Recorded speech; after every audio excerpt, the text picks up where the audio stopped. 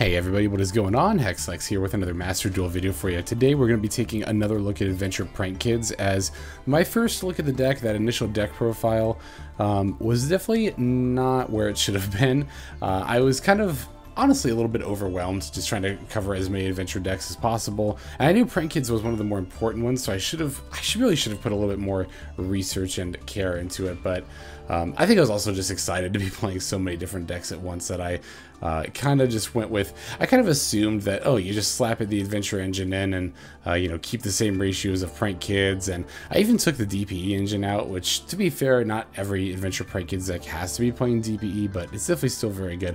I already talked about this a little bit in the last video, which was our metagame analysis, as we were talking about adventure Prank-Kids. But if you're looking at the ratios of the main deck, Prank-Kids in the deck, we're seeing 3 Dropsies, but 2 of the others. Obviously, Rocksies is at 2, but I still like having 3 of one of the kids, as just being able to consistently fodder through them, and also to slightly increase like one of the odds of drawing one of them. It doesn't particularly matter which one. I'd probably recommend Dropsies or Lampsies. I like Dropsies because I like the life gain a little bit more than the burn. There are times when the life gain is actually pretty relevant to just staying in the game. But yeah, honestly, it could be any of them. I think Fansies is actually fine at 2. I think this one would pretty much always have a 2, and then of course Rocksies is always at 2. But if you're playing Totally Awesome, which we're actually not anymore, but if you are playing Totally Awesome, then also definitely Dropsies at 3 is the way to go there. So we're seeing quite a few differences in the builds already. Again, like I said, we're seeing the inclusion of the DPE cards once again. Different ratios, not only the Prank-Kids, but also good old Prank-Kids Place, aka Prank Topless, aka the World Prank Center. This card is actually fairly important to the deck, right? Being able to search a variety of Prank-Kids, as well as just being able to have consistent access to a Prank-Kids. But not only that, when you're going second, it's fairly useful for chain blocking. It can be used for the same purpose as going first, but in order to chain block with link monsters using Prank-Kids Place, your opponent has to have a monster on the field, because the effect causes your opponent's monsters to reduce attack points. If your opponent doesn't have any monsters, and the effect won't activate when you link summon, and thus you won't be able to chain block fusions. You don't have the same problem because that'll just increase your monster's attack points, so that effect will always trigger. But fusions always happen later in the combo when your opponent will have responded with an Ash Blossom anyway. So of course, we still are playing the Adventure Engine, as that is like the namesake of the deck. Really, consistency is the key word when it comes to Adventure Prank-Kids here, as the deck is able to generate the same power level of board with almost any given hand. All you have to have is like a Prank-Kids monster, one single one. It's the quote-unquote 1-card combo. This time I will actually be showing off the 2-card combo, like what you can do if you open with 2 Prank-Kids monsters.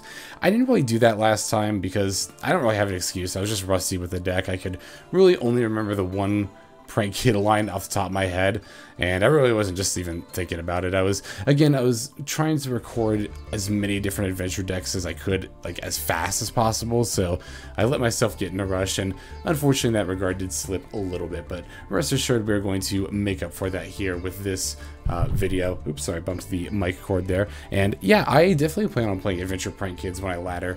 I'm going to be playing quite a few decks. I know normally I tend to stick with like 2 decks that I ladder with, but I'm definitely going to be doing a lot more variety, I think, moving forward. Just because there's a lot of different decks I want to play. I was really kind of worried when the Adventure Engine came out that it was going to like make the game feel too samey for me, but honestly I feel like I'm at a place where the Adventure Engine has offered such a variety of decks that you can play that are all fairly viable. Now you could make an argument that, oh well, yeah, it's different decks, but they're all just doing the same stuff, and to a degree, you know, you're right, but I still think it's cool that we're getting to see so many different archetypes represented, and as a result, so many different decks to play. And I definitely do intend to take advantage of that. But yeah, Prank-Kids is probably going to be one of the more prominent decks that I ladder with, in that, like, I'll show off a lot of decks, but if I ladder in downtime, it's probably going to mostly either be with Adventure Prank-Kids or Adventure Tenyi, which will be the other, well, spoil, whatever, that'll be the other deck that we cover as well. Towards the start of the season there. I definitely plan on laddering with Adventure Tenyi as well. It's not that much of a spoiler, whatever. I've already talked about how much I love that deck.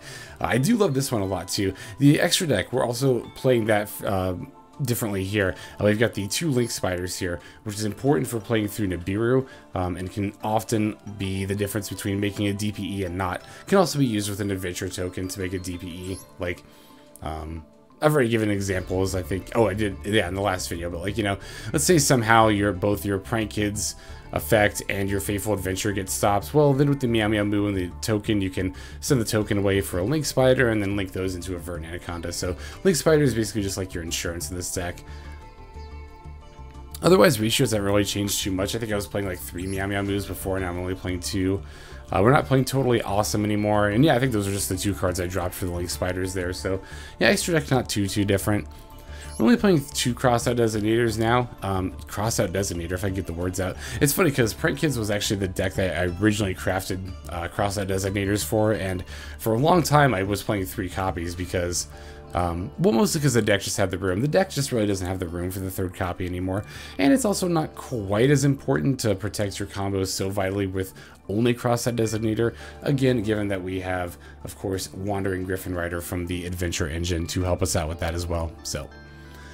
Alright, of course we have some gameplay to take a look at here too, but as always I'm going to break down the old list here card by card, and then we will jump straight into it. So we are playing 1 Effect Veiler, 2 Prank-Kids Fansies, 3 Maxx, 3 Prank-Kids Dropsies, 3 Ash Blossom and Joyous Spring, 2 Prank-Kids Lampsies, 2 Water Enchantress of the Temple, 1 Destiny Hero Celestial, 2 Prank-Kids Rocksies, 1 Destiny Hero Dasher, 1 Wandering Gryphon Rider, 1 Nibiru the Primal Being, 1 Foolish Burial, which I should have mentioned talking about in the deck, but Foolish, you're not using it for your Prank-Kid stuff, it's only for the Water Enchantress, but you definitely still want it if you've got it.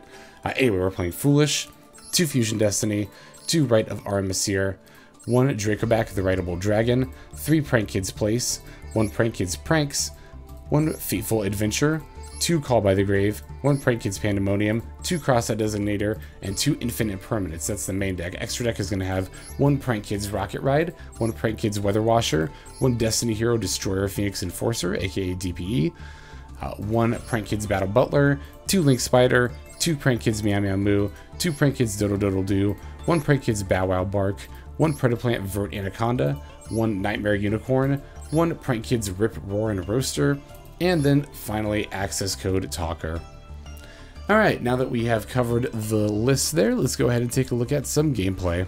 Okay, so this first game is going to be against a 60 card zombie variant, but this first game is mostly to show off not only the quote-unquote 1 card combo line of a single Prank-Kids monster, but also to show how we can use Fateful Adventure, specifically Fateful Adventure, not the engine as a whole, but specifically this card, to accomplish some chain blocking that the deck wasn't capable of before. It's not even always wrong to play multiple copies of Fateful Adventure, specifically in Adventure Prank-Kids, which is not normally the case for other Adventure decks, but again, we can use Fateful Adventure to chain block our first Prank-Kids effect, which is not normally something we're able to do. I'll show you how here. So, but actually, the rest of our hand, our hand as a whole is like pretty close to ideal. This Maxx could arguably be an Ash if we're looking for to sculpt a perfect hand, but otherwise this is definitely pretty close to perfect. So I'm going to start by activating Place to get Dropsies. Getting Dropsies because it's the one we've got 3 of, so it's definitely the one I like to start with if possible. Then I'm going to activate Fateful Adventure. Now, you might notice that I normal summon the Dropsies, but I'm not added with Fateful Adventure. That is intentional. I intentionally did not activate the optional effect because I want to use my Fateful Adventure effect to chain block the Dropsies effect. So you want to activate it not when you normal summon the Prank-Kid, but instead when you special summon the Meow Meow Moo. That'll cause the Fateful Adventure to get effect to get put on the same chain link as the Prank-Kid effect, as we can see here. Then we're able to chain block it like so. So Ash Blossom cannot be used in response at this time to the Prank-Kids Dropsies. And of course we'll be adding what else but Dracoback the Rideable Dragon. Now we can summon the Fansies from our deck. We'll use that with Meow Meow Moo to go into Dodo Doodle Doo. We're now going into more standard Prank-Kid stuff here. Of course using Dodo Doodle Doo to chain block the Fansies, again to play around Ash Blossom. Sometimes the opponent will Ash the Dodo Doodle Doo here, but a good opponent would hold it. We're definitely going to search the Pranks and send a Pandemonium, as well as summon the Lampsies. Now I'm going to use Dodo Doodle Doo's effect to get back the Pandemonium and the Fansies. Fansies could be any Prank-Kids card. I'm just going to discard it with the Prank-Kids Pranks, which I'm going to activate here. And like I said, discard the Fansies to get a token to make our second Dodo Doodle Doo, which we do need to make in order to make sure we're summoning all 4 Prank-Kids monsters. It seems a little weird to summon a second Dodo Doodle Doo to not use it, but we do have to do it this way. Now, my opponent actually did have an Ash Blossom, awesome here. And we fortunately have the Crossout Designator, so as we can see, we saw in real time how the chain blocking before was preventing the opponent from using an Ash that they actively had. Now there are... I don't know that there was a way to play around it from this stage, which is a little bit unfortunate, but it is better than getting at least, just your first Ash effect. As you can see, we're already way up on advantage at this stage in the combos, so having to end there because of an Ash, still not ideal, but definitely better than ending after just the first Prank-Kids effect. And of course, because we're the luckiest player in the world, we also opened Fusion Destiny, so we get to throw a DPE on the end of our one-card Prank-Kids line here. And yeah, this is a fairly, not even just standard, like this is a pretty ideal turn one ending board, right? And of course we draw a second Maxx. Now we definitely wish this would have been Ash Blossom, right? But, excuse me, so yeah. We're seeing like the kind of standard ending board for one Prank-Kids card of the Prank-Kids Monster, Bow Wow Bark, and Pandemonium alongside the pranks, but we were also lucky enough to not only have the Fateful Adventure to chain block, but also the Fusion Destiny for the DPE. We've even got a call by for potential disruption during their turn, and of course the Maxx as well, so pretty reasonably confident that my opponent's not going to be able to do a whole lot to us here. Now during the draw phase is when I'm going to use Bow Wow Bark's effect here, because it has to be used during the opponent's turn, but I still want to do it before they have a chance to kaiju my Bow Wow Bark away. That's very crucial to making the Battle Butler, because that's what's going to add the Lampsies and Dropsies that we're going to use with the Pandemonium to fuse Fansies. Now, I like to keep the toggle set to on here, because I want to be able to fuse into Battle Butler like at a moment's notice. I'll usually just do it in response to the first thing the opponent does, but not always. It's a little bit nuanced sometimes, but... yeah, I'll definitely respond to this reasoning with not only the Maxx but the Pandemonium, so that way, not only can we be getting draws, but in addition to that, we can also be getting the Battle Butler on the board before a monster comes down. Now, I picked level 10 because I thought maybe it might be a zombie deck, and I wanted to hit the Eldritch. It actually was a zombie deck, and we ended up hitting the Glow-Up Bloom instead, which is actually kind of funny because 1 is also sometimes the level I'll call for reasoning in case, because if I think it might be an Infernoid deck, because then we want to send Decatron to the graveyard. So if you're blind calling for reasoning, I like 1 in 10. You can sometimes do 8 or 4 as well, but usually it doesn't matter too much because they're just trying to use it as like a grass is greener effect, and we actually got really lucky that the opponent just peeled a summonable monster off the top of their deck. Pretty unlucky on the opponent's part there, but that's just my little bit about blind reasoning there. So yeah, like I said, we have made Battle Butler in the same chain link, which is also going to get us 3 Prank-Kids monsters from the deck, and we can even chain block with the Prank-Kids place, so that way these effects cannot be ashed or directly negated. And because of Prank-Kids Bow Wow Bark, none of my Prank-Kids monsters can be destroyed by card effects either, so that's another nice little bonus. Just going to send an extra Prank-Kids place because that's not what we need at this time. I'm going to use DPE in response to the Fateful Adventure here, because I've already got the Battle Butler to pop problem monsters. Oh, that's right, I made a little misplay here. I selected to destroy the Lampsies because I mistakenly thought that Bow Wow Bark protects from all destruction, but is only your opponent's card effects, so I definitely should have popped, like, the Prank-Kids place, probably. Could maybe the Fateful Adventure, but probably just the Prank-Kids place. Definitely should not have popped that Lampsies there. That was a misplay on my part, but like I said, I want to use the DPE on the Fateful Adventure because we can already get not 1, but 2 board wipes because we have a Meow Meow Moo in graveyard to banish as well. So we can do that with the Battle Butler there. Very important also when you're using Bow Wow Bark's effect during the draw phase, or just whenever you use it, it's going to ask you to banish Meow Meow Moo. Don't do it. You want to save banishing Meow Meow Moo for Battle Butler. And you also want to make sure that your Bow Wow Bark is going to grave so the way the Prank-Kids monsters can't be destroyed by card effects. So anyway, opponent's going to link away the Bloom into a Link Karibo in order just to get in the graveyard so they can use this effect. This is a very pretty Glow-Up Bloom. And they're going to do that in order to get the Eldritch. Now with Eldritch, we're going to try to get rid of our Battle Butler, but fortunately we have the Called By, because once again we're just the luckiest player in the world, so we can just banish the Eldritch, not only preventing it from sending the Battle Butler to grave, but also preventing them from getting it back, which you're almost assuredly going to as well. And at this point the opponent concedes as we have overwhelming board advantage, and there's not really much they can do about it. Always an ideal way to end, right? Alright, let's go ahead and take a look at the next game, where we're going to show off the 2 Prank-Kids combo line. So this game is going to be against Fluonderies, and like I mentioned, this is going to be the game wherein I show off the 2 Prank-Kids combo lines. So, as some people pointed out in the comments of the last video, there are actually different combo lines you can do if you open with 2 Prank-Kids monsters instead of just 1. And as you can see here, we have yet another, like, pretty ideal opening hand here. We got 2 Prank-Kids monsters for the combo line. We've also got a Rite for the adventure line. Oh, and we have a DPE in the Fusion Destiny. And we've even got a call by for backup as well. So I definitely love to see hands like this. I'm definitely going to lead with the adventure line, as pretty obviously, you know, establishing our Omni Negate is usually better to do before comboing rather than after. I did normal summon Lampsies first, though. That way I could trigger the Fateful Adventure effect in order to add the Draco back, and then that way I can discard that instead of another more vital combo piece with the Gryphon Rider. And of course we can equip the Draco back as a result. And gonna slap down the Gryphon Rider, like I said, just getting that Omni Negate online before we start making our plays here. And now that we've done all that, we can start linking away and going into our combos. So we're going to start off the same, linking away the Lampsies into the Meow Meow Moo, using the Lampsies effect to get a Fansies. Opponent's going to try to Ash here, but I believe I actually call by, not yet. Definitely want to call by instead of the Gryphon Rider here, because the Gryphon Rider is an Omni Negate. The call by is a more narrow, kind of specific form of negation.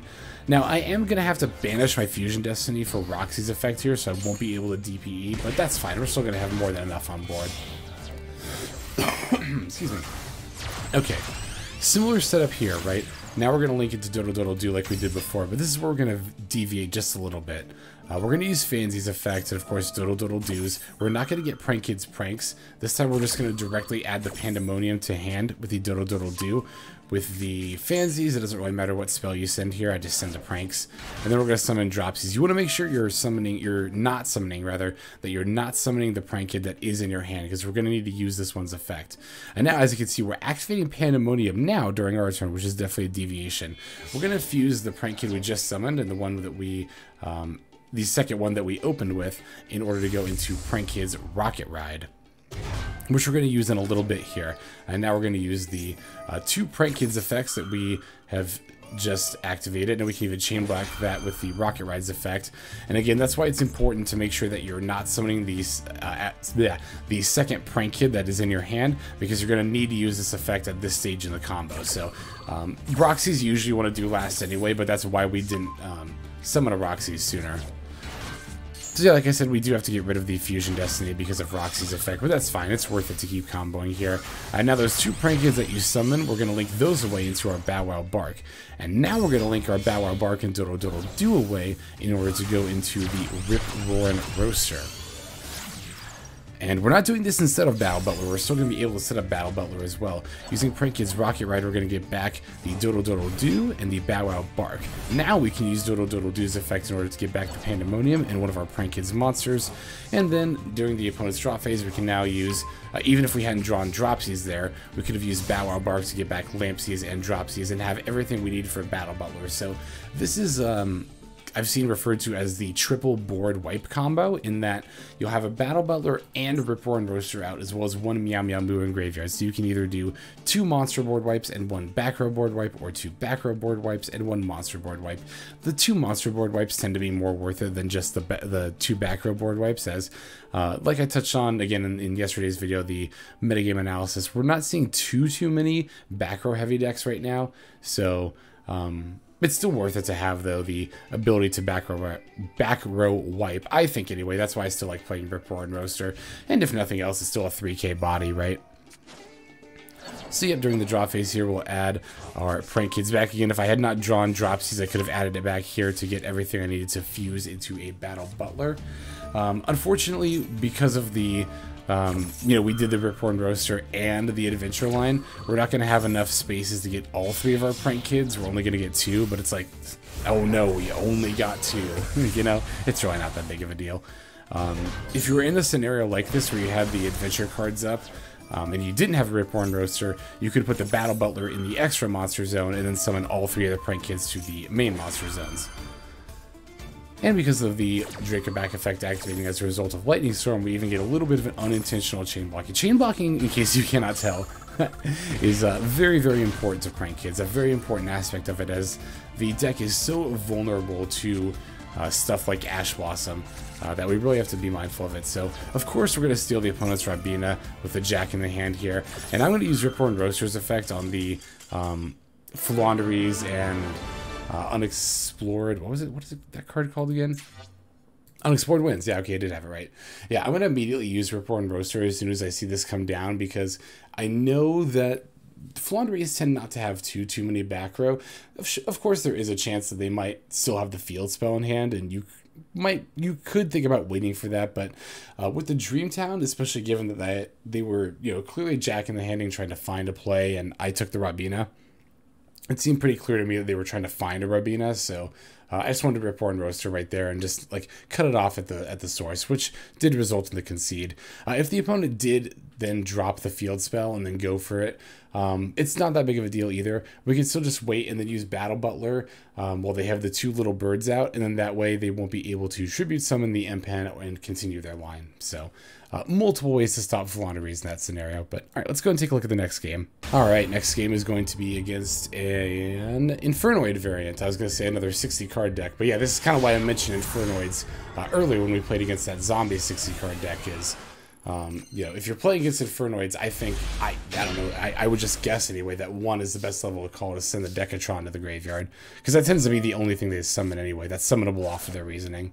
So, oh yeah, so here I'm going to Foolish and send the Water Enchantress, even though I've already got a Water Enchantress in hand, in order to bait out the Ash Blossom. Not only that, but it's also going to make my deck a little bit more consistent, as the Foolish can only really be used on Water Enchantress here. There's no other real good targets for for Foolish to be used on, as Prank-Kids are not an inherently graveyard-based deck, but so I want to make use of the Foolish now, again, not only as Ash bait, but also to get that extra Water Enchantress out of my deck. I can use the Water Enchantress in hand for like maybe a Banish off Roxy's effect or something like that. I think that is actually what I end up doing. But yep, now that I have the Adventure Engine online, I'll go ahead and use Roxy's, and yep, sure enough, I'll use this extra Water Enchantress to cycle. Yeah, you definitely don't like to use Roxy's first if possible. You want to see it for last, as it's barely, the statistics difference is not that high, but it does make it a little bit more likely to draw into a live card. We drew into a Dasher, which obviously isn't live, but whatever. And then from here, we're going to continue with the 1-card combo line. We did open 2 Prank-Kids, but because they were both the same one, they were both Roxies, we're not able to do the 2-card combo line, because again, that second Prank-Kid, you need to be able to use its effect when you're fusing with it from hand. So yeah, if you open 2 of the same Prank-Kid, don't try to do the 2-card combo line. You're going to have to do the 1-card combo line, which is still going to get you a Battle Butler, As long as you can get to a Battle Butler, that's the most important part. Alright, so we're just about all set up here. Comes the Bow Wow Bark, and then we'll get the last Prank-Kid on the board, set our Pandemonium and our Call By, and then give it over to the opponent. Of course, after drawing off of the Pranks. Putting back both the Roxies and the Doodle Doodle Doo, and we get an excellent draw of Ash Blossom and Joyous Spring. So yep, once again during the draw phase, we're using Bow Wow Bark's effect. I'm going to add back the Dropsies and the Lampsies. Still going to fuse with the Dropsies on field, that way we can summon 3 Prank-Kids monsters here instead of just 2. Opponent's going to Grass is Greener. I'm immediately going to snap off my Ash Blossom in response, as I definitely don't need them sitting up their graveyard. I'll also throw in the Pandemonium here. Again, there are some, not many, but some scenarios I don't just use it right away. Otherwise, I usually just fuse, as soon as possible, just to make sure that I've got the Battle Butler online for if the opponent is gonna, start doing anything. So, and then, like I mentioned here, we're putting the Battle Butler in the extra monster zone. That way, we're getting all 3 Prank-Kid summons, and not just 2 of them.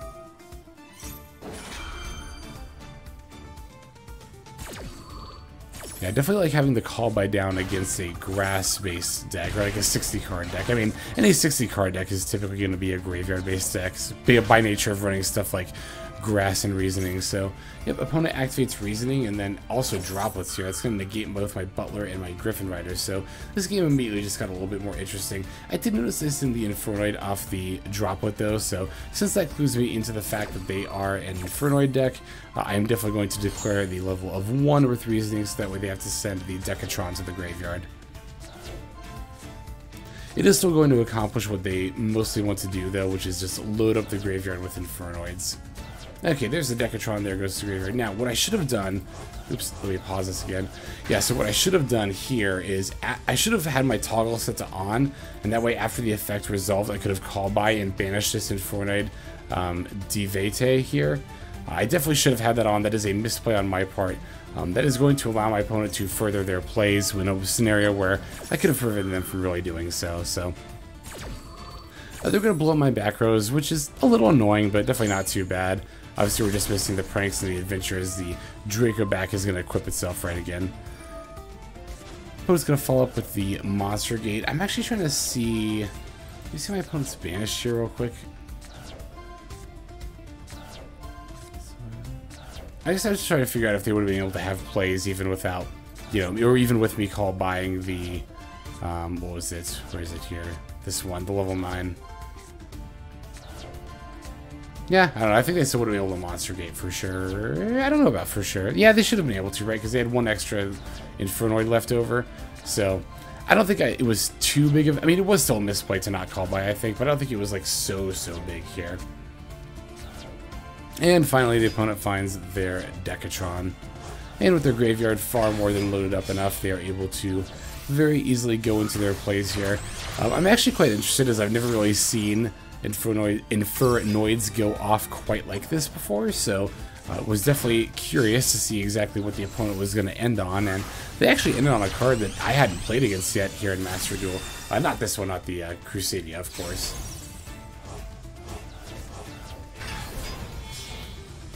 But yes, rather, this one here is the Topologic Ouroboros, I believe it was called? Zeroboros, that's right. Yeah, so this card's got a really powerful effect where if a monster is summoned to any zone it points to, it just banishes everything on the field, including itself, but then it gets to come back during the standby phase as well. So I'm going to try to respond with the Battle Butler here, so that way it at least goes to the graveyard and could maybe be reused or recycled later if I need it. But no, I'm definitely just losing my whole board. So this is Zeroboros here.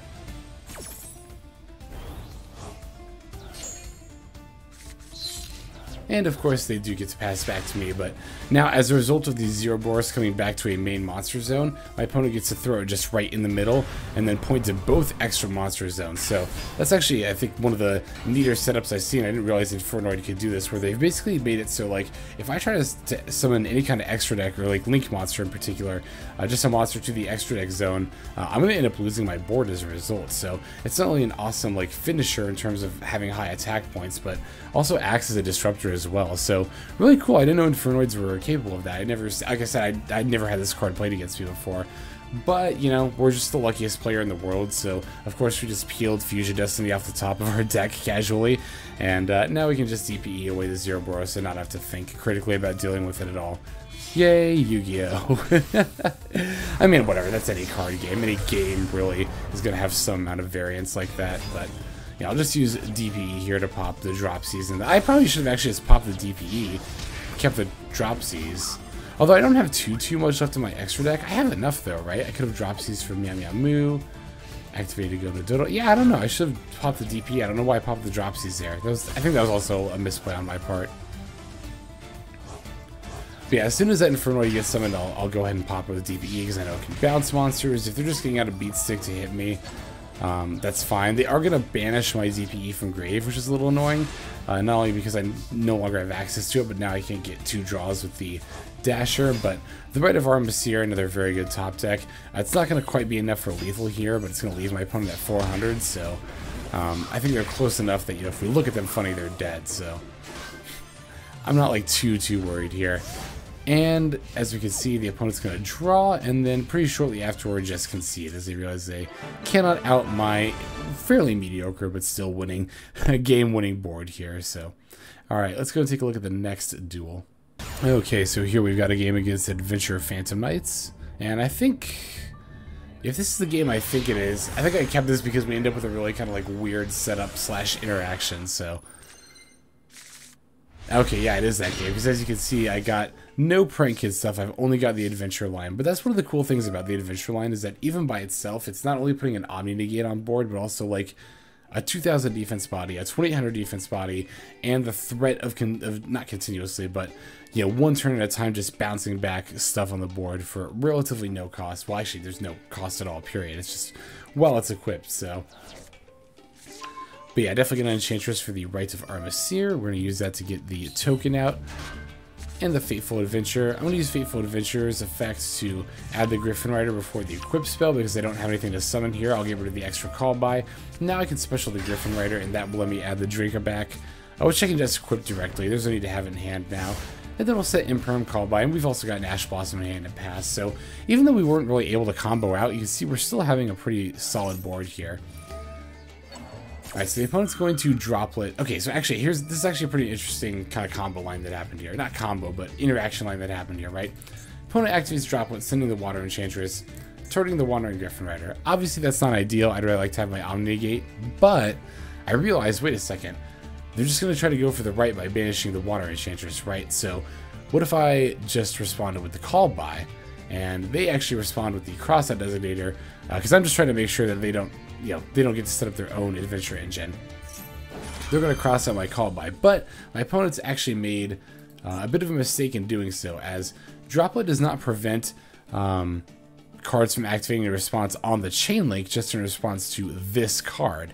So since my opponent has added another card of theirs to the chain link, even though they sent a monster with the Droplet, I can actually still respond with a monster effect like Wandering Gryphon Riders. So I will negate their designator to not only ensure that they don't have plays, but also ensure that next turn I can just add my Gryphon Rider right back, and then just keep on negating stuff on my turn as well.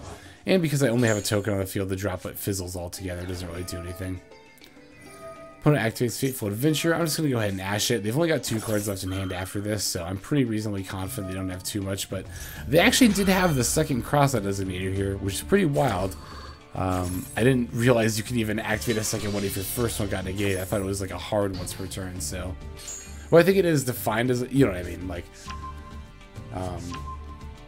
I feel like there's another card in the game that's like that.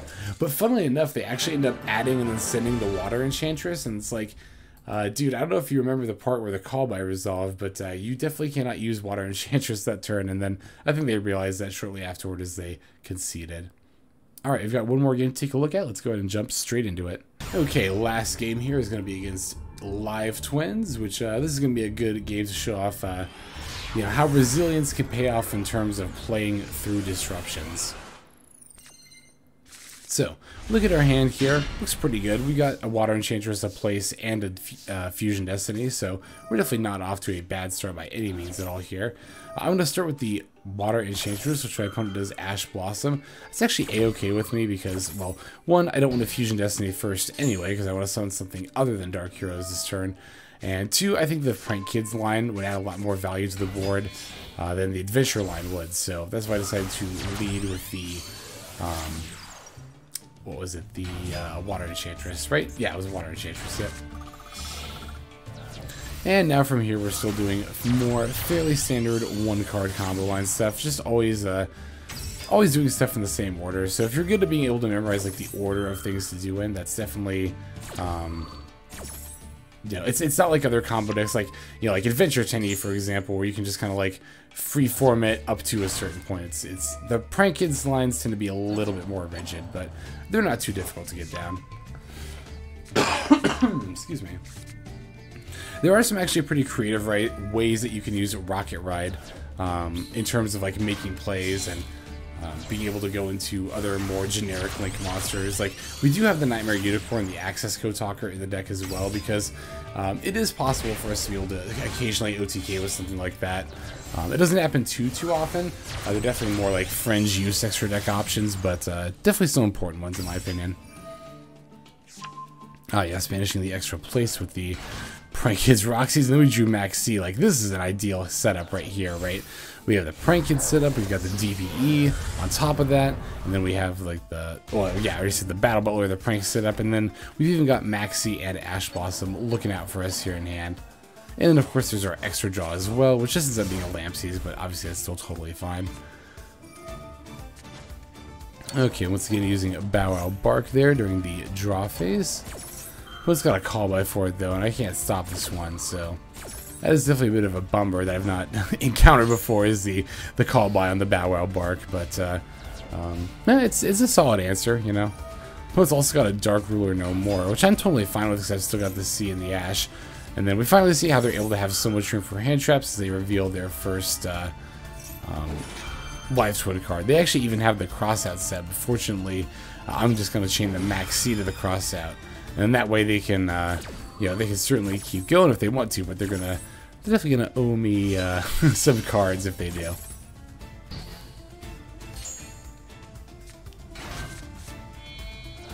And from here, it looks like our opponent is committing to a, well, fairly low commitment play here of going straight for these Sky Cavalry instead of trying to link or anything first. Which is definitely understandable because, you know, in a situation where you know, every draw definitely really counts, you want to be able to make a strong play, but also a play that's going to keep you alive as well. So going for the Zeus here is pretty concise. But my opponent, I guess, decided that they had enough and just conceded, and that tone is still playing, and that's kind of annoying. So I'm just going to go straight now to the outro. Okay, everybody, I want to thank you very much for watching all the way to the very end of the video like this. That means a lot to me, not only personally, but also as a way of supporting the channel. That means a lot. I'm also grateful to those of you who are commenting and or subscribing. The comments I love to see from you, as far as, like, you know, feedback about the decks and the gameplay and all that stuff. So if you have any, definitely do not be shy about leaving them down below there. On top of that, the subscribing, right? That is another great way to support the channel, and of course it's also the best way to get notifications of when my videos come out, which does happen every day. So just know if you subscribe to me, you do get a daily Master Duel video out of me. But that's about all I've got for this one. So without further ado, this is Xlex signing out. Hope you guys have a fantastic day.